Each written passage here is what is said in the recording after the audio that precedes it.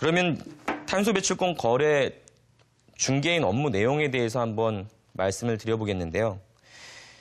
일반적으로 탄소 관리자는 탄소 자산 관리자, 탄소 거래 중개사라고도 하고 탄소 이산화탄소 배출권이 자산이기도 하기 때문에 탄소 자산 관리사라고도 또 얘기를 하기도 하는데요.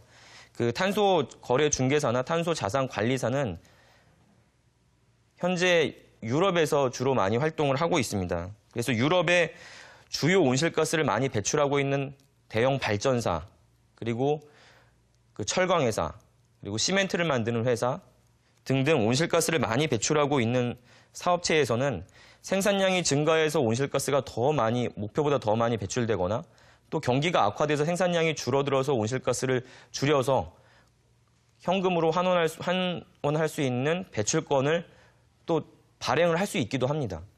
그래서 내부 안에 탄소 배출권 거래 중개인을 육성하고 양성하고 스카웃을 해와서 지금 많이 활동을 하고 있고요. 유럽에서는요. 그래서 탄소 배출권 거래 중개인이 하는 역할은 크게 4가지 정도로 말씀을 드릴 수가 있겠는데요. 첫 번째는 각 기업이 받은 탄소 배출권 할당량에 대해서 기업의 중장기 생산 계획에 맞춰서 배출권 수급 계획을 수립하는 일이 되겠고요.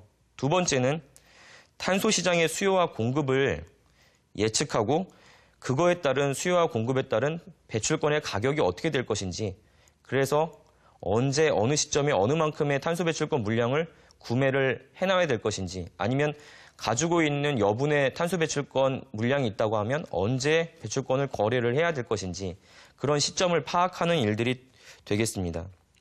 세 번째는 실제로 거래하는 탄소 자산 거래가 또 하나의 업무가 될 수 있겠고요.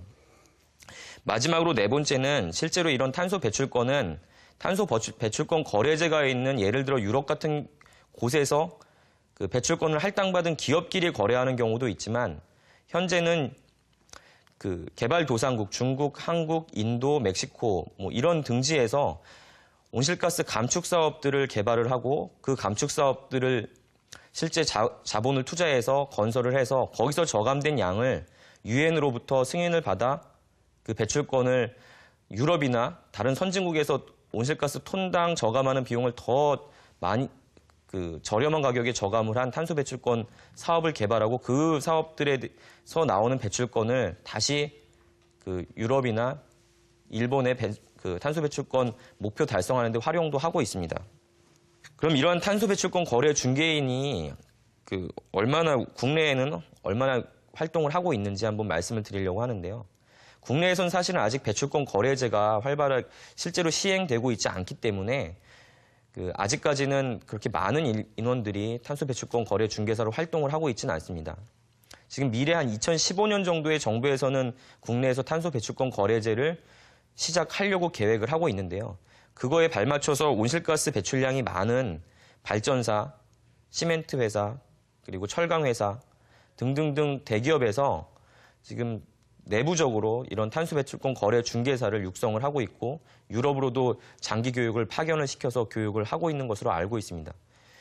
그리고 에코아이와 같이 이런 현재 국내에는 시장이 없지만 국내나 중국이나 다른 동남아시아에서 탄소 배출권 사업을 개발을 해서 그런 개발된 배출권을 유럽 시장에 거래하는 전문 배출권 거래사들이 한국에서는 한 수십 명 정도 지금 활동하는 것으로 이해하시면 될 것 같습니다.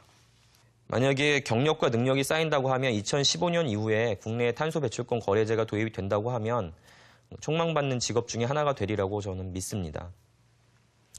그리고 본 직업은 아까 말씀드린 것처럼 중국 등 한국보다 또는 유럽보다 일본보다 1톤의 온실가스 이산화탄소를 감축하는 비용이 더 싼 저렴한 국가가 있다고 하면 그런 국가에서 온실가스 감축 사업들을 많이 개발이 되거든요. 그래서 저희 에코아이에서 저도 지금 캄보디아, 방글라데시, 네팔 등 최빈국은 물론 최빈국 등의 온실가스 감축 사업을 개발하러 돌아다니는 일들이 많습니다. 또 그 감축된 사업들은 현재는 한국의 배출권 거래 시장이 없기 때문에 유럽의 배출권을 거래하게 돼서 유럽에 또는 일본에 그 배출권 담당자 구매하는 유럽의 발전사들하고도 많은 전화라든지 직접 방문해서 그 배출권 거래에 대한 상담을 하게 됩니다. 그래서 잦은 해외 출장이 있고 특히 최빈국 같은 경우에 해외 출장 자체가 힘든 일정이 많기 때문에 그런 점에서는 또 단점도 있지만 그 글로벌하게 급격하게 변하는 이 시장에서 세계인들과 대화를 나누고 그 기후변화 문제를 해결하는 데 일조한다는 생각을 한다면 또 장점도 될 수 있다고 생각을 합니다. 그러면 실질적으로 탄소 배출권 거래 중개인이 어떤 일을 하는지 현장에서 제가 일하는 모습을 보고 나서 다시 한번 또 설명을 드리도록 하겠습니다. 탄소 배출권 거래 중개인 하상선 씨의 발걸음이 바쁘다. 네, 오늘 뉴질랜드 대사관에서 새롭게 열리는 뉴질랜드 탄소 시장이 있다고 해서 협의하러 가고 있습니다. 좀 서두르시는 것 같은데. 네, 오늘 아침에 있었던 회의가 좀 길어져서요. 좀 시간이 좀 늦었습니다. 모든 미팅이 그렇지만 타국과의 거래 협상 미팅은 2배로 더 긴장이 된다. Hello. 안녕하세요. Yeah. Welcome. meet you. Nice to meet you too. Come on in. 국내에는 본격적인 탄소 거래 시장이 만들어지지 않았기 때문에 아직은 주로 외국과의 탄소 거래 협의, 컨설팅이 중요한 업무이다. 그 이름도 생소한 탄소 거래 중개인은 생긴 지 이제 5년이 조금 넘은 신종 직업이다.